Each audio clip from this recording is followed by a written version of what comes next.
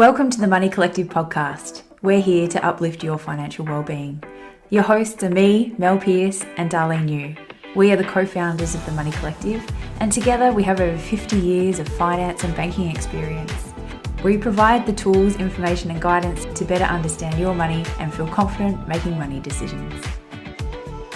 Hi everyone, I'm Mel. And you're Darlene. Yeah, hi. And welcome back. And we're happy to be here for another podcast episode today. Lots to talk about today, about how we think about our money. Mm-hmm. But yeah, as always, I want to kick it off with a personal truth. So thought I would just get stuck into that. Yeah, let's go. Yeah, so at the moment, we're mortgage brokers, by the way, if anyone wasn't aware of that. We do several things and mortgage broking is one of them. And it's actually been a bit slow out there for us being mortgage brokers in that service industry. Well, the market's contracting quite a bit because not as many people are selling and buying houses at the moment. And even from the refinance position, it's a bit hard to refinance. It can be tricky for some people because rates are up high, living expenses are high, and the banks are just making people stay put at the moment. Yeah. If you haven't got that feeling already.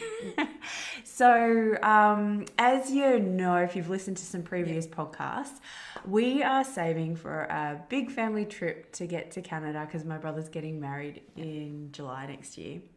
And my husband we sat down this week and he goes, oh, gee, if you're a bit slow at the moment, does that mean I have to work harder?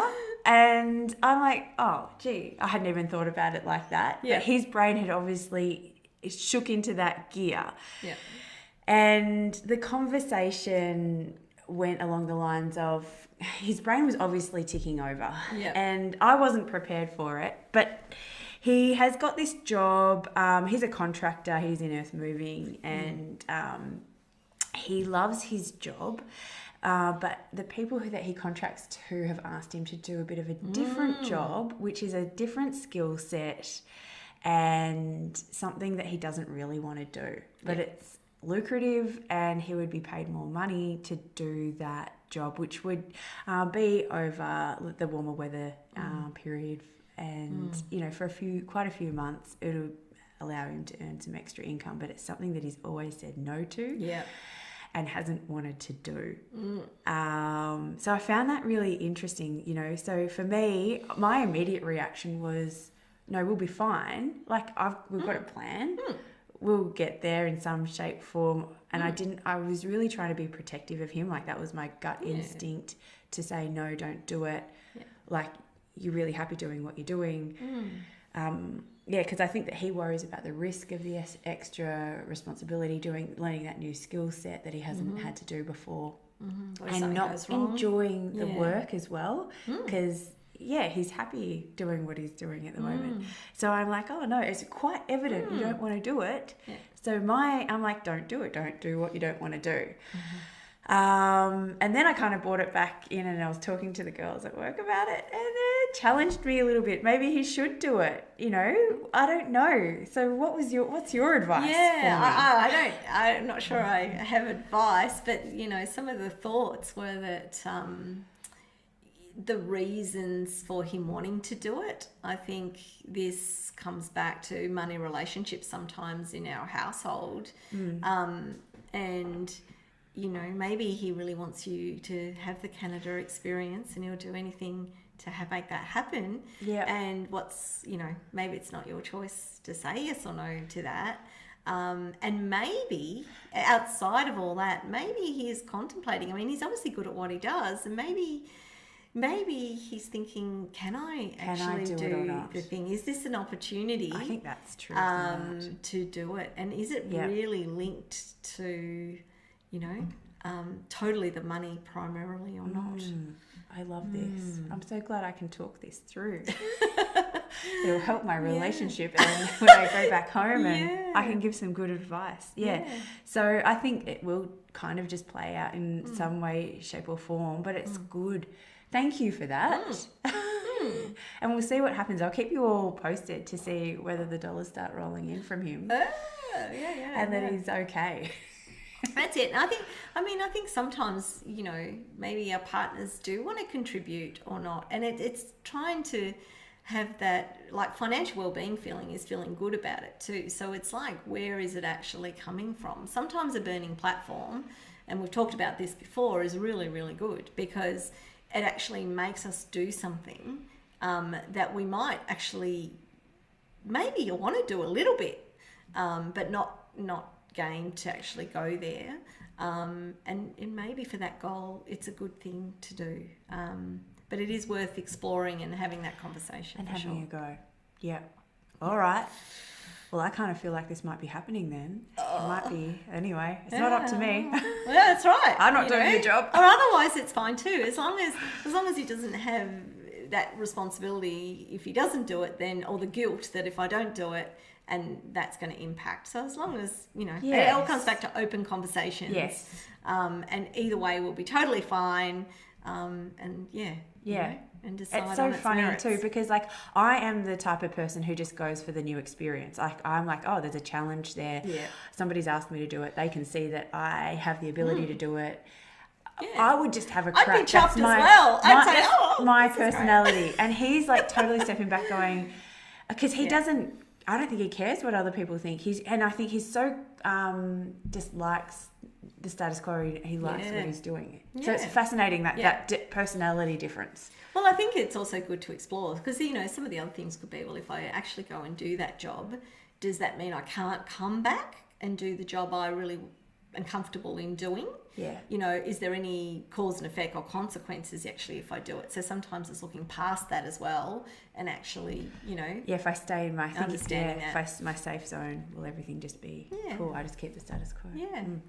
Well, What have you got to very share exciting. today? My truth today is my mum is retiring. My mum is actually 73 and she's worked full time since we've been grown up.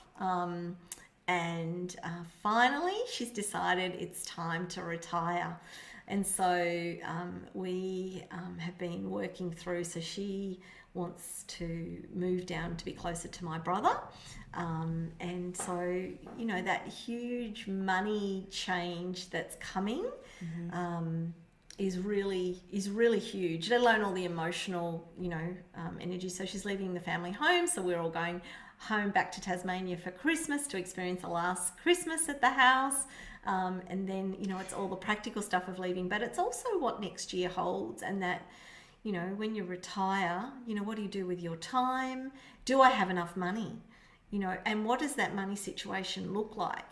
And, you know, trying to work out the right amount to have in reserve for your backup and then how much you can have to spend every day and how to optimize that. And that takes quite a lot of planning and working through and all different scenarios. But coming back to what we do, you know, it's coming back to the basic fundamentals. It's doing your budget. How much do I need to live on?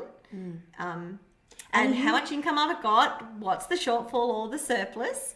And then out of all my lump sum that I might get from selling the house, you know, how much do I really, you know, need to use of that for today and put away for things like I might have to go into aged care, you know, when she's older, hopefully, you know, that never happens or, you know, but it might do. So it's planning for all those scenarios, which is what we call resilience, and working through what ifs to make sure you've got the balance of the money to live and the balance for money in case we need it for health and looking after us when we can't look after ourselves. So, you know, certainly as a daughter, go through life stages, but having a mum that's retiring and now getting to that stage, it's been quite emotional, I think. But I am excited for her in the next stage of life. What are those emotions? I suppose when you get to having parents that are older and starting to retire, it's how can I look after her? That feeling of we want, you know, our parents have looked after us our whole, you know, lives and our childhoods, and then, you know, you go on and live your own life. And then though, when your parents retire, depending on, their situations, I guess, is how I can support her to have a comfortable life, and that she's doing it on her own terms and she's independent, but there to really support her through that transition and what that looks like. So yeah, it definitely, for anybody out there that their parents are starting to retire, I'd love, your thoughts and your input. So please let us know of how to get through that money journey in life, and how that's impacted you.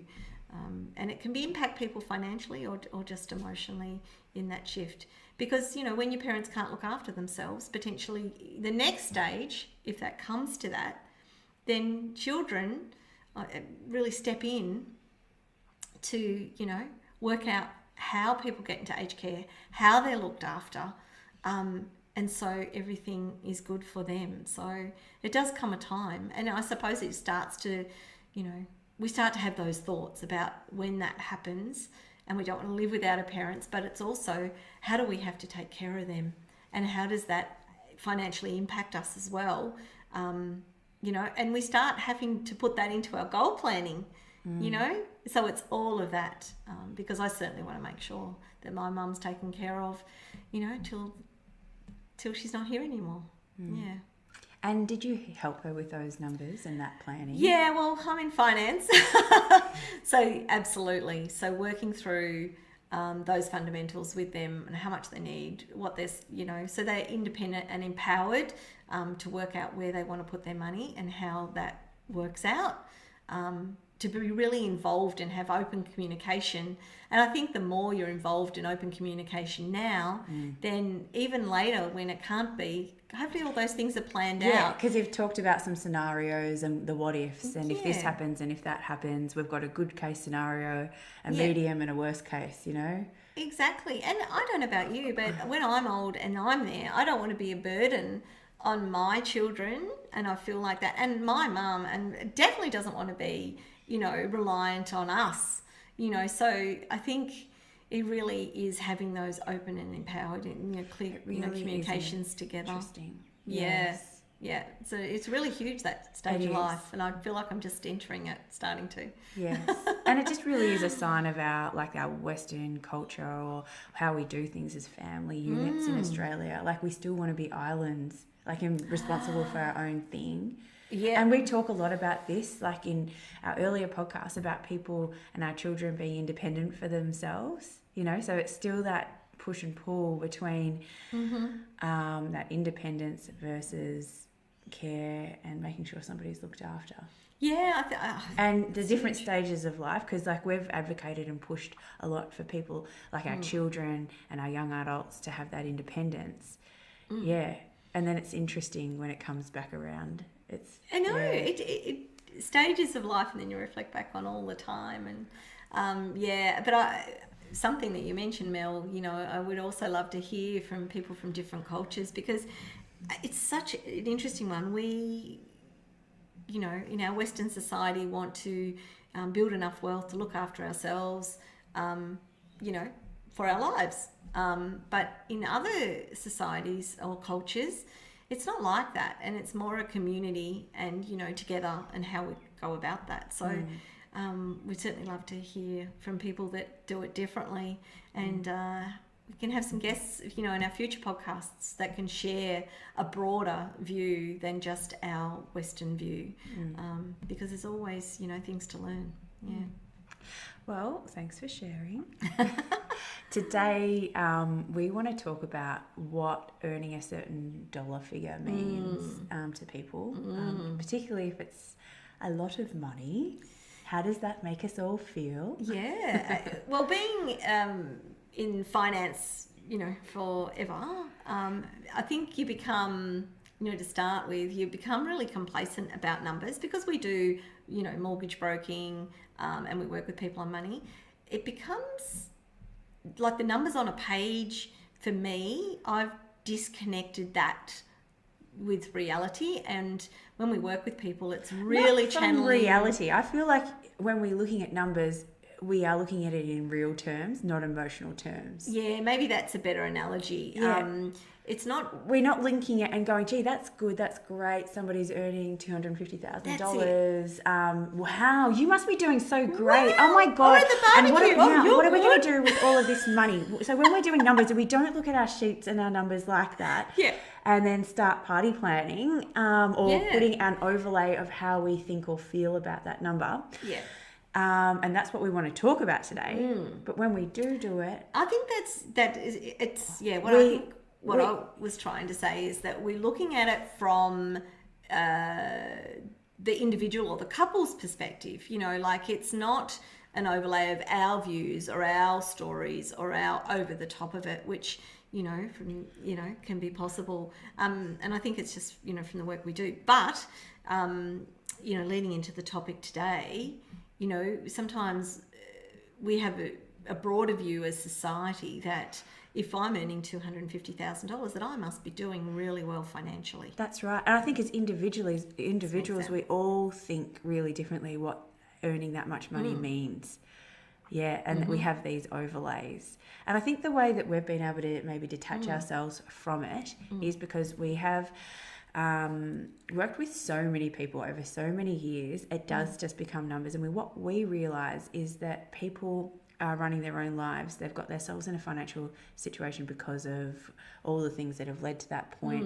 Everybody's going in a slightly different direction, and what we're trying to do is just help them, with the vision that they've got for their life and move forward with those next steps. So it's a little bit more clinical, but it's interesting because when we participate in conversations outside of this, the work that we do, and then you hear how people talk, like there was a conversation that's, we've ever heard recently, and it's like, oh, imagine earning $250,000, and somebody just bang said, oh, what would you do with $250,000? How could you even spend that much?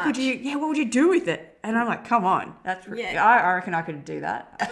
Do you see? And then, so that was that perspective, and I would say that person is probably coming from a scarcity mindset. Yeah, that's right. And the point, like maybe if you're people who are on a lower income, maybe, or people who are operating off a less, can't imagine earning that much, or having a high number. What we perceive to be a high number is unrealistic. Like it's not even in the mindset or the mind frame of ever having or operating with that much money.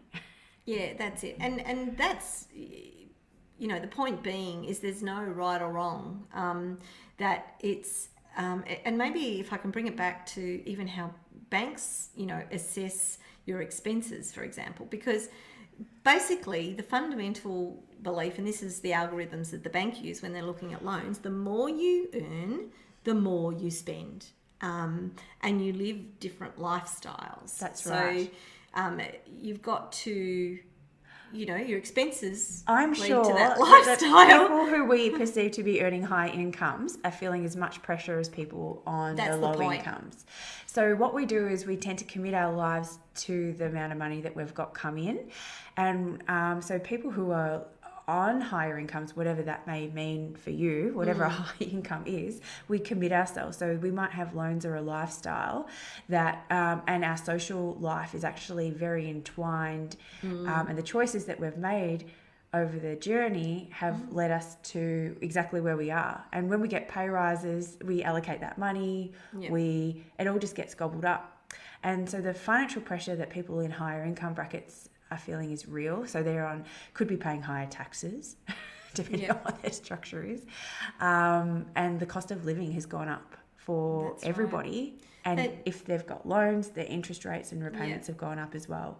And the pressure. It could be a house of cards is what I'm saying, that could fall and crumble. And that pressure that those people are feeling could be extreme. Exactly. And it's not to take away from low income earners, because the cost of living hits really quickly, really fast. And that is also, challenging and stressful, and, you're just trying to maintain food on the table and keep a roof over your head. But, I suppose what we're saying, it doesn't matter whether you're a low income earner or a high income earner. From your perspective, your financial well-being might be, quite low and stressful. because it's all relative to your own situation. Everything's relative, and they're just numbers. Yeah. So they're just numbers, and essentially we're all the same people with very similar needs and wants. But for those high income earners, for them, a lot more could be at stake in their their perception. Like, I've built this life. What does it mean if I can't afford the cars or the house or the lifestyle? We can't go out on the holidays anymore. What does that mean for our friendships? Well, the people that we mix with, and also from the perception of what are they going to think of me, right? So that's right. I'm the person who always shouts or has the certain... What if we take in turns buying dinner for a group of friends when we go out? You know, in those higher, and then it comes your turn. It's and your now shout. You know, how can, you know, I think can be quite a lot of saving face in those, and because there's those expectations from the outside in and their perception that you're doing really well. Yeah. I think the bravest thing you can do, and it doesn't matter what income you're on, is to be honest and say, times are tough, I can't do it, or we need to make changes, because chances are that there's other people around you who are feeling in a very similar way, and it actually empowers them. And you actually have, relating it back to mental health, you know, financial distress right now is the number one cause and correlation to mental health challenges right now. And the studies are showing that. So if you could be really courageous and share your own situation with someone, it'll probably help them open up, and then you feel more supported, and then you won't feel as much pressure to keep up with your friends either. And the less judgment we can show each other, like if you're on a low income and you've got high income earning friends, to show compassion for them regardless, because what you are, if we're coming to them with our own judgments, that's just our beliefs. That's coming from our own money stories, our own money. And they've got their own beliefs, their own money personalities, their own stories, their own stresses. And so money is nothing, guys. Money is irrelevant. We just need to treat each other as humans and have care. We're all coming from different places. And we love to talk about gender differences, if you haven't gathered. And we know that it's mainly men who are earning the big bucks. You know, if the big bucks are most likely going to the men, and that's coming from those traditional beliefs of men needing to, or believing that they need to be the main income earner for a family, or the wife or the mother. I'm talking in a very traditional sense. We love all types of non-binary or whatever relationship you want to be having. I'm just talking on a very traditional sense of men holding the stress of earning the money. So if things are crumbling, that responsibility can go to them, and they're at big risk, and we know this. And their mental health can be at risk. I've certainly coached people where I see that, and where they're just exhausted, a little bit later on in life, just exhausted about doing that, but they feel so tired and obliged to be, be that provider and, keep up the picture or whatever it is for the friends and the family, and sometimes I think men do hold that possibly more than women. I think they absolutely do, and I think maybe it doesn't matter who the main income earner is of the family. So your dynamics, it doesn't really matter what gender you are, but that's the role that we've placed on men in our society a lot, and we're trying to grow out of it. I can see us trying to break free out of this. We've got a lot of work to do though, and that requires that compassion. Definitely. And what's the answer, Mel? It's sharing, being open, definitely with your partner, and having those conversations, and then with your friends and your family. well, first of all, being honest about the relationship. You're being honest about your position, right? And being able to start breaking free and having just testing the water and having some of those conversations. And trust me, there's less judgment out there. We hold more judgment internally ourselves, and you will actually find that there is so much support from the people who love you. Definitely.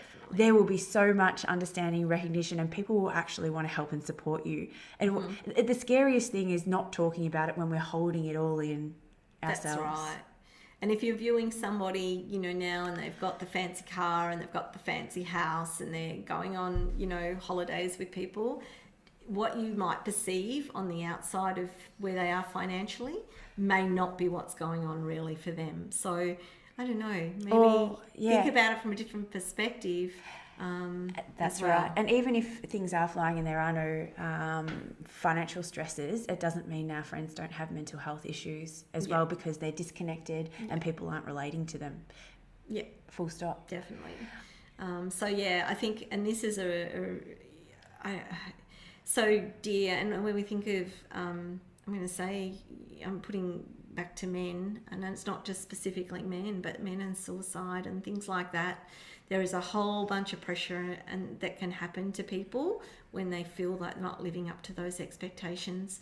So, you know, really, the more we can have these open conversations and break down these barriers around money and finance and the way we're living our life and comparing to others, it's just so important. And that's the message. And, you know, one of our really strong philosophies, I guess, Mel and I in the Money Collective, because we need to be talking and we need to be communicating differently and supporting each other in a different way. And money's money, numbers are numbers, but life is life and feelings are feelings. Like, they're two different things. And like, if you are really feeling the pressure, sometimes that means you have to make some really hard decisions and choices. And we kind of have...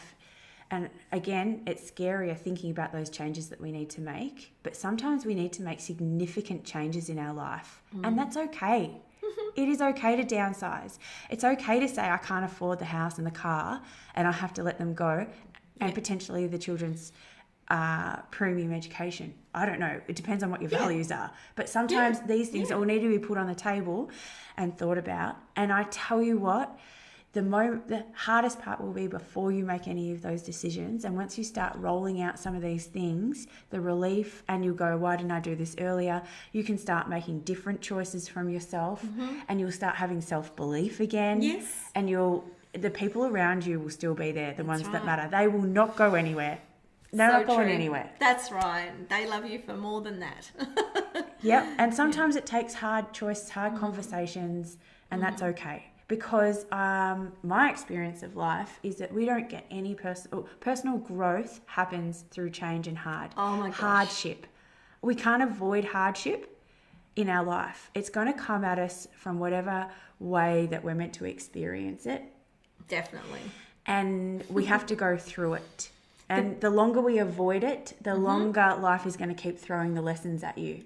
Well, definitely. And we might coast, or we just might try and find other ways to, not show what's really going on. But absolutely, we learn more about ourselves, and I think grow into, better human beings, the more honest and vulnerable we can be. And, and it's actually, helps us grow and be happier within ourselves. So, and it takes a lot of courage, and it is hard, but by doing it, is the start of something new. Yeah. So I just want to say that to be aware of the judgment that you're putting on others, and because it's coming from your own beliefs. So if you think that somebody who earns $300,000, like if you know someone who's earned a lot of money and they've done something bad, doesn't make all people who earn a lot of money bad. Doesn't make them all lying, dirty cheats. It's certainly so, and I think we do that and we hear that and we go, this is what those people do. And that prevents people from actually wanting to earn more money, because they don't want to be that person. They're like, I don't want to chase the money. Definitely. And there's nothing wrong with chasing the money and earning more money. Goals and your drivers, but there is also the overlay we put on everything and the judgment. Yeah, it's not good or bad. It's not, and it's it is a lot of unconscious bias about how we judge society, the haves and the have-nots, and everybody's got challenges. Not one is better than the other, and everybody needs the right, support and being open and communicative and breaking down these barriers so money doesn't cause the stigma of where you are in life. That's right. It's about you as a person, and kindness and having a loving home, compassion, maybe not a big home, or I don't care what size your house is. How How much love is in that house? Drive, or Yeah, you know, who you are as a person. And is I more think important. too, like money, we see things, you know, when we push hard to those upper limits to keep hold of those things, and that's where maybe love can be lost in homes. Yeah. Because it's that, and that's where we have to reconnect and go, hey, the love is more important than the chasing. Yeah. And it's not serving me anymore, and I need to make change. Money has too much influence in our worlds. Let's not, you know, base it on money. Yeah. It's Yes, really, really from the hard. money people. It's really hard because we're here to earn money, and I go course. out every day, and I think that's where purpose is really important too in your life. So I'm thinking, if I don't, you know, make $1 million this year, which is unlikely anyway, Won't be making millions. am I happy to go to work anyway? I wish. That's right. But if I do make $1 million, then I'll give it a red hot crack. That's it. Yeah, and I think though, you know, and I often say, you know, the people that I work with, you know, I just love them. You know, it's the people in the company and the relationships. Are you happy to go where you're as going well. every day? Yeah. Yeah. Because life is short, like what you said with your mum. That's right. It's going to get to the end, and are we happy with what we're doing? Yeah. So just to summarise in that, the key message we want to leave you with, it doesn't matter what you earn or don't earn. That's not a basis of whether you're doing well or not doing well. You know, be compassionate and maybe ask those around you, how are they going? And open that conversation. And if you want to, and be aware of the judgment that you do have, it's unconscious. Yeah. So it's okay. But if you start thinking these things and thoughts about people, just step back and go, well, hang on, that's come from myself. That's got nothing to do with the person. Yeah. And treat everything at face value. Yeah, definitely. So we have a bit of a question. This is very relevant. Being mortgage brokers.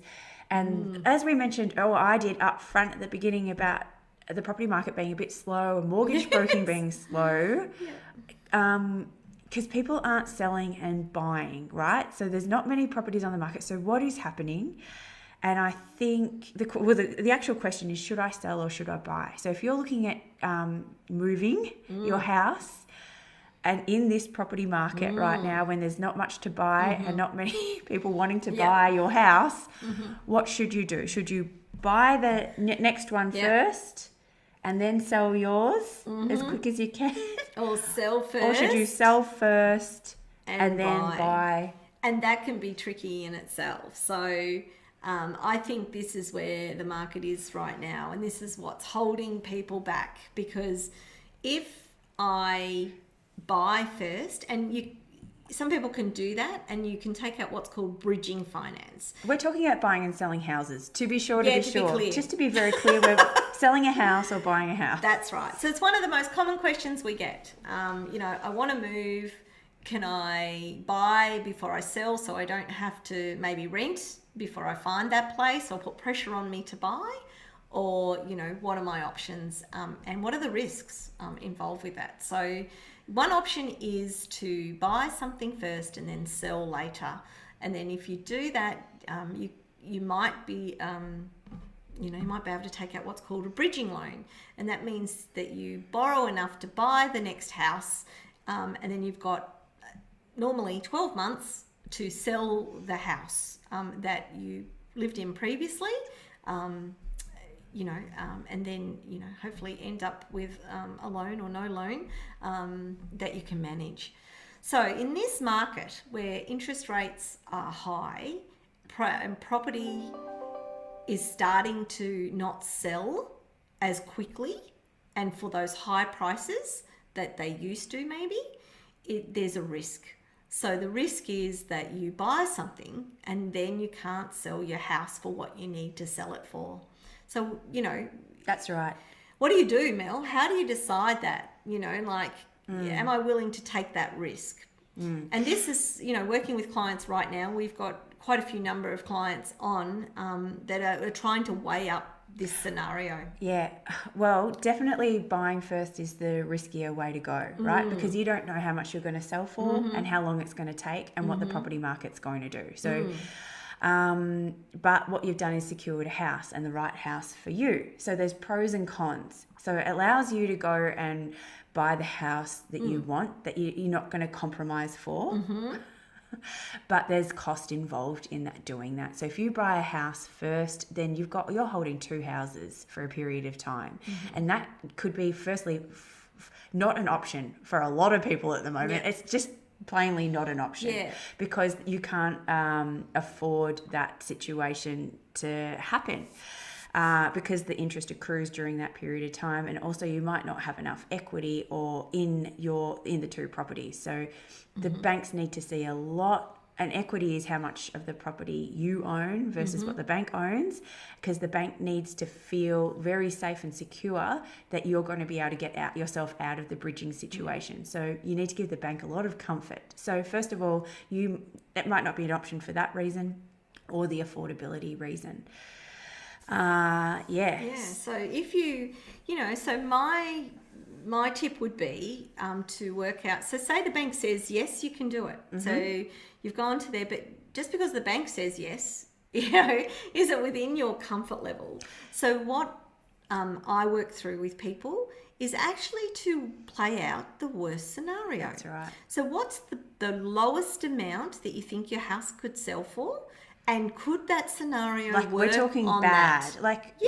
A bad situation, because what you've done in this situation is you've bought the next house and you have to sell. You have to sell. You can't, it's not a possibility to not sell. What is the lowest number that your house would sell for? That's right. And I'd be taking 20-30% off the top. And, that, but what's an extreme number, and what's the bottom number you can afford to sell for?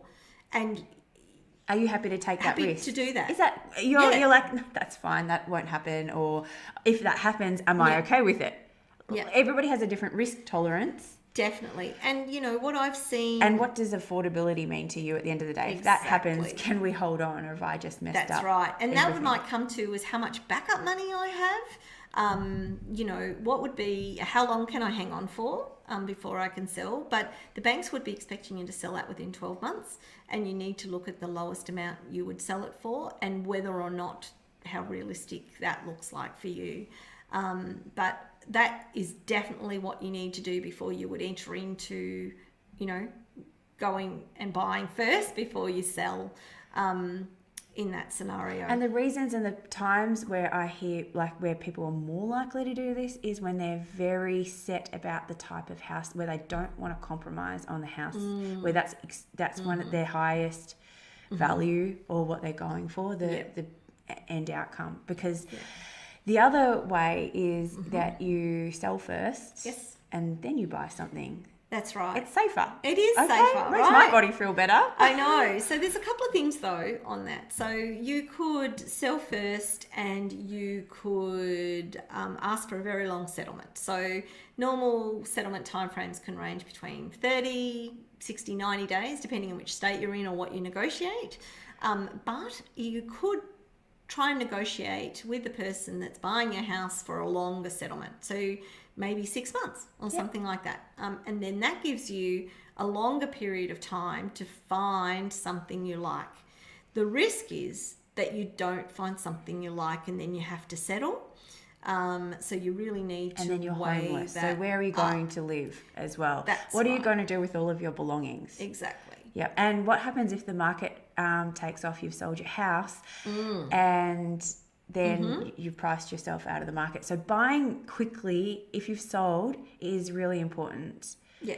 And I always say buying and selling in the same market, which means your money is worth the same amount of money. So if you buy and sell at the same time, your money gets you something equivalent.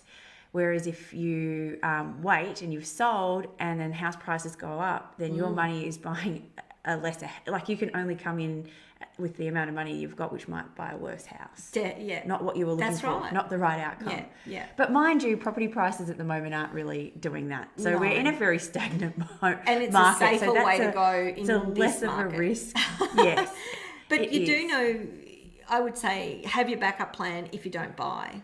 Can you go and stay with family? And what sort of period of time can you do that for? Because rental market is... there's not a lot of rentals available at the moment. No, there's and not. For, who wants somebody in a rental for 6 months? Nobody, So this is the hard thing when you hear and you talk about it like this, it's no wonder that nothing's moving, because to me, I hear this and I go, I'll just wait until there's more houses on the market, right? So then I've got more choices. I can kind of come in and go, I've got more choice and I'm a little bit more in control. When that happens, property prices start going up. But what we're trying to do, the reason why we're hearing this, they're trying to hold property prices, and the economy is doing that to us, and it's forcing us into this stagnant place, which is really hard if you do need to make choices. Yeah. But you just need to know the pros and cons if you do need to. And thank you to those people who are keeping the market ticking over, who are making these choices. That's right. But become, what we want this podcast to be is really educational. And education and empowerment are highly linked. So they're the two things that we really care about. And it all leads to financial well-being. So become knowledgeable. Learn about how these loans work, how bridging loans work, and a podcast for another day. That's right. Understand and learn and work these through what can happen in all the scenarios and how finance works. Because what I'm hearing there is that if you don't know, you don't have the information, then we don't make choices. So you and your partner, or you and yourself, or whoever you've got that you make decisions with, could be like, I don't know how that works. It doesn't sound good. That's hard. I'm just going to stay here and not move on, or not make choices, and life stays the same. Yes. Whereas what you can do is go, right, well, hang on, I've got goals, I want to reach them, I need to empower myself, I need the information. Yeah. So we've talked about something that's very niche, buying and selling it. It might not have anything to do with you, but that could be a message that you take out.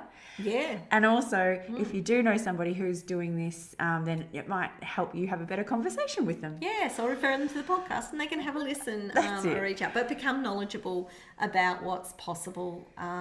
The third one, just to close that one out, can be that you can buy a property and you can put conditions in there, and you could put subject to the sale of your house. Yes. As a condition. That is very common at the moment. That's the third thing that we are seeing. And that's very common in this market where, subject to the sale of your house. And if your house doesn't sell for the amount you need it to sell it for, then you walk away from the contract and you don't buy the house. As a vendor, though, you may not, if you're selling a house, it might not be a great... depending on what you need to do, it may not be a great outcome. I have had two people recently do this where the vendors haven't had a problem with it at all, because the market is so slow. There's no other sure buyers, and they know that the house is on the market. Yeah. And it comes down to the real estate agent too, being an advocate for you to... It does. So those relationships that you're having with the real estate agent, real estate team that you've got is really important if you're engaging in that strategy. No, definitely. So if you could, negotiate, subject to the sale of yours and a purchase with a long settlement that we talked about before. That is the best way to go. Then, and then you can then concentrate and see if you can sell, and, don't get too... Because in this scenario, you've bought the house of your dreams, right? Yes. You bought the house first, plus you're selling your house that's going to settle, and when you sell, the settlements need to match up so that they happen on the same day. Yeah. Very important. I have seen it where there's time in between where timing with the sale after the fact, and that's problem if you can't get the money because you can't settle. You can't settle on the purchase. And that can have legal ramifications. So make sure you've got all the right professionals around you, because that shouldn't happen if everybody knows what's going on. So communication is key. Definitely. And making sure you sign those contracts with the right dates. Yeah, and you're making sure that you've had, conveyancers and, or solicitors look over those contracts before you sign anything, and definitely talk to your mortgage broker. Yeah. Yep. And that is all the glory that we have for you today.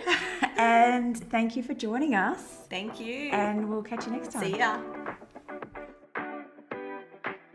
At the Money Collective, we provide financial wellbeing, premium coaching, mortgage broking and workplace financial wellbeing programs, which we couldn't do without the seamless support of our fabulous team. If you'd like to find out more, head to themoneycollective.com.au or our socials to take action and engage our services. In our Facebook group, join the conversation and help us break down the taboo around money. All content in this podcast is for educational purposes only and is general in nature. For tailored personal advice, please seek out a professional.